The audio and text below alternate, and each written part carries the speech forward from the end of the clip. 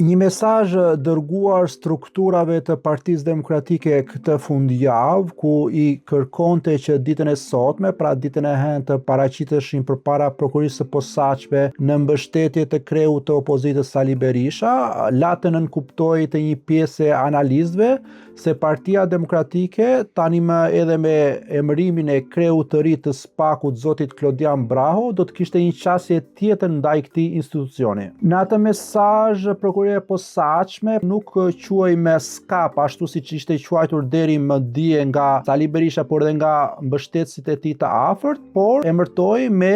emrin e saj, pra SPAK. Por do të mjaftonte paraqitja e sotme e Berishës në prokurinë e posaçme, ku ashtu siç u pa edhe nga pamjet, më shumë ishte pjesëmarrja e mediave, pra e gazetarëve dhe kameramanëve, sesa e mbështetësve të tij, për ta hedhur tej këtë iluzion dhe këtë qasje që mendoi që Partia Demokratike do të kishte me vitin e ri, pra me vitin 2026, sepse Sali Berisha në daljen e tij nga institucioni i prokurisë së posaçme riartikuloi akuzat e vjetra, qoftë ndaj Altin Dumanit, pra ish kreu të SPAK-ut që e quajti Altin Troplinin të lidhur me bandat e Durrësit, por edhe e quajti armik të pluralizmit në Shqipëri, ndërkohë që për gjyqtaren e GKK-s Irena Gjoka, Berisha artikuloi akuzë tjetër, pra një akuzë të re, duke e quajtur atë avokaten e Gys Agasit. Si dhe e Berishës, por edhe eksponentëve të tjerë të lartë të Partisë Demokratike në raport me prokurinë e posaçme, por dhe me GKK-on,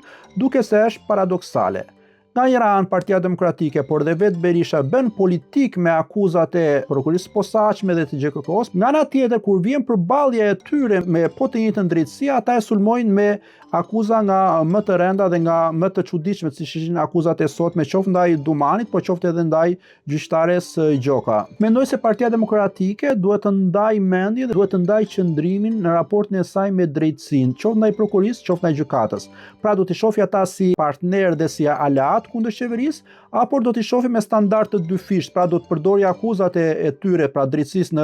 në drejtim të qeverisë, ndërkohë që kur të përballet vetë me drejtësi të fillojë sërish me akuza si këto të Berishës. Nëse do ta qartësoj këtë raport me drejtësinë, do të jetë më mirë për të, do të jetë më mirë për demokratët, por do të jetë edhe më mirë për opinionin publik, që ta kuptojë një herë përgjithmonë se cili është raporti dhe se cila është qasja e opozitës në raport me drejtësinë.